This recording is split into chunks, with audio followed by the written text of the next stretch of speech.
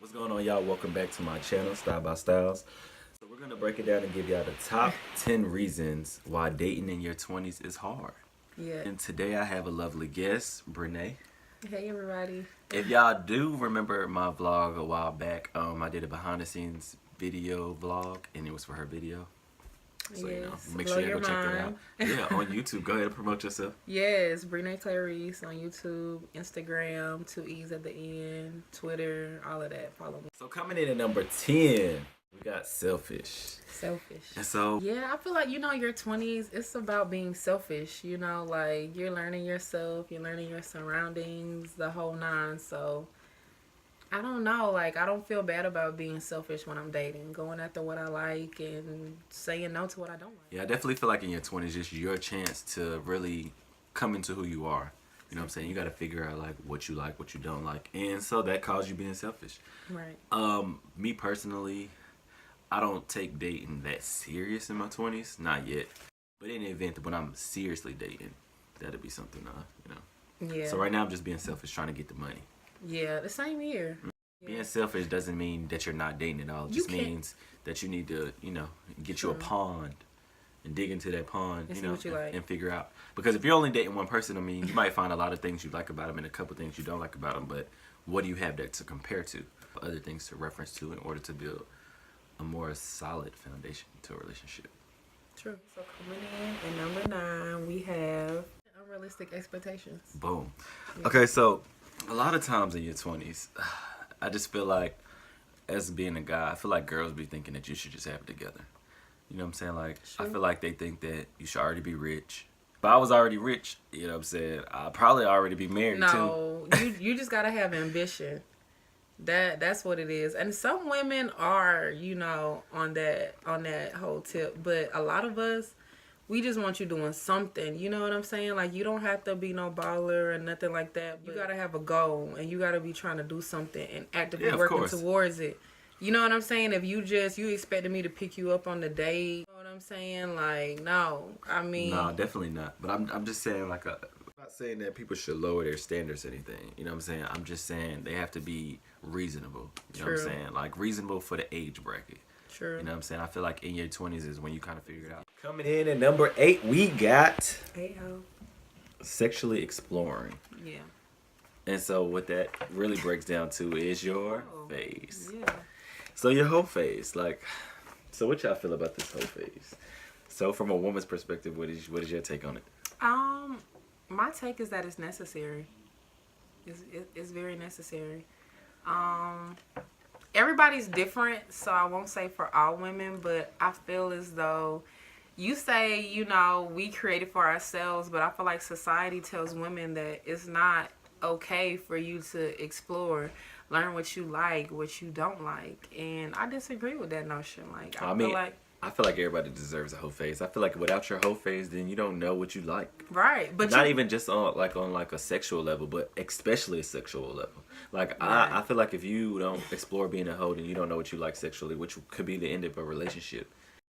it's different for certain people because I mean, as a woman, like, it's like, on one hand, I do approve of the whole phase. So and you I judge.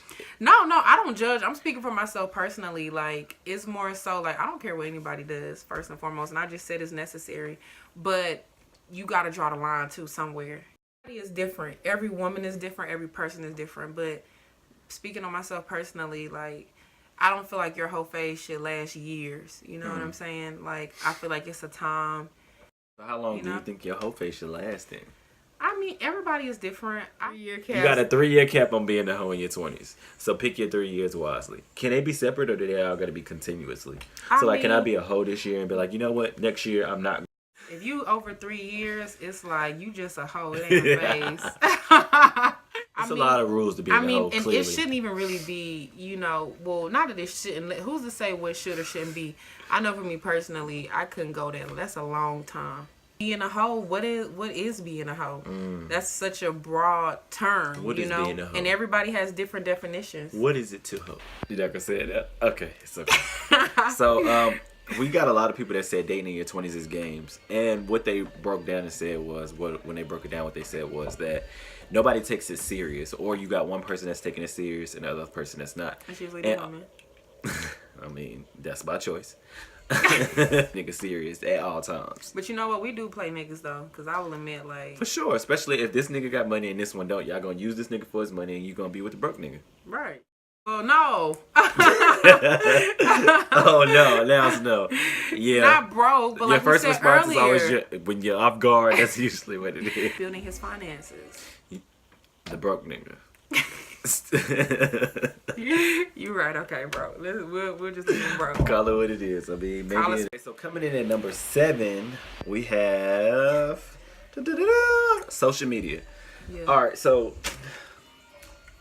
I feel like people use social media as a reason why their relationship failed when it's really them. That's just how I feel. I feel like people say that social medias break up relationships and all of that, but honestly, I feel like, you know what I'm saying, although so one person said temptations is a lot of exposure and creates insecurities. Now, I do feel like the fact that people can write your significant other at any time from anywhere in the world and see their profile from anywhere at any time and write them at any time is very, it could create an insecurity. But I also feel like with that, you should be more secure in yourself. I was gonna say, like, I think like social media with its role in cheating and kind of breaking up relationships is that it puts your business out for the open. And then when you get mad at somebody, instead of, you know, going and just talking to maybe a friend or two about it in private, you go post it. Girl might see your man, oh, y'all having problems. He reach out to her, she reach out to him. It just makes cheating a lot easier. And I don't feel like nobody should blame social media for that, because social media didn't say, hey, when you're going through relationship problems, post it.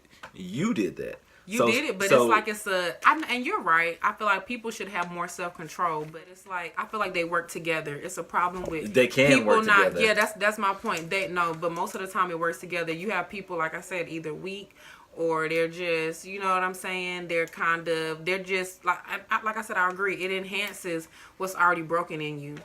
And coming in at number 6, Emotional detachment.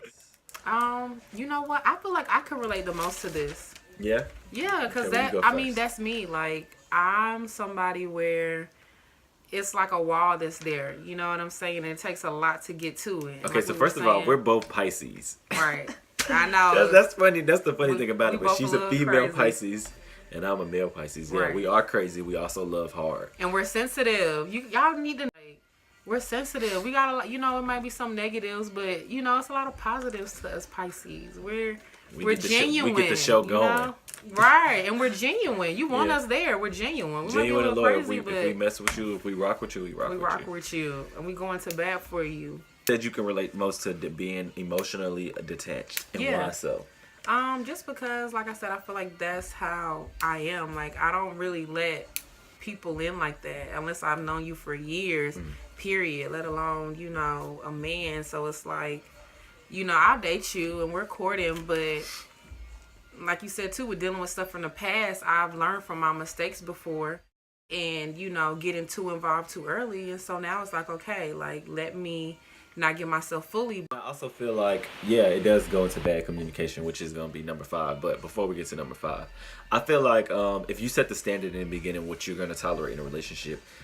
As a woman, how do I do that? So do I go in and I'm like, yo, like, I'm not going to tolerate, you know what I'm saying? No, but like, when you peep some shit, the first time you peep some shit, call it out. Like, if I'm dating for marriage and there's a guy that's trying to court me, how do I say, yo, I'm dating for marriage? Do I just come out and say I'm dating for marriage? what are you looking for? I'm looking for a husband. that's what you say. And you don't feel like that's too aggressive? Or Nah, I anything? mean, you gonna if that guy's ready to be a husband, then he's gonna be a husband. And that'll excite him. You're right, though. Okay, so coming in at number 5. Bad communication. Bad communication? What's a good one? So, I'm personally a bad communicator. Why is that? Because it takes a lot to gain my focus. So, like, if I'm working and trying to get money, and, you know, I do a lot, first of all.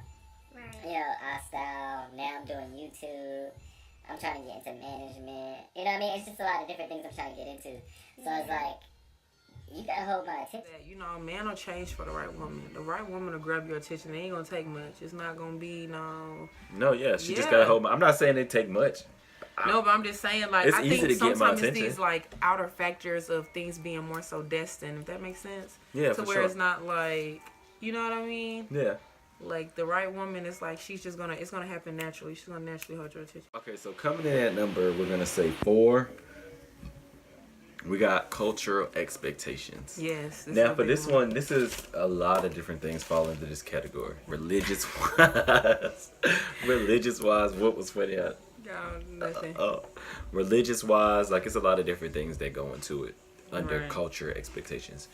Yeah. So what do you want to talk about first with it? Yeah, I think too, like, you know, with cultural expectations, you know, dating people from different cultures, like you were saying earlier, you know, like Muslims, I know they have certain, you know, restrictions. Mm-hmm. And also, That I was a think, good you know, their culture is so different. You know what I'm saying? That's another thing. The like, with- expectations are very different. too. Exactly. So their expectation of what a woman is to, you know, the Black American woman, where we're more independent, like we were saying, like we're leading entrepreneurs, Yeah, we're opening our for sure. own businesses.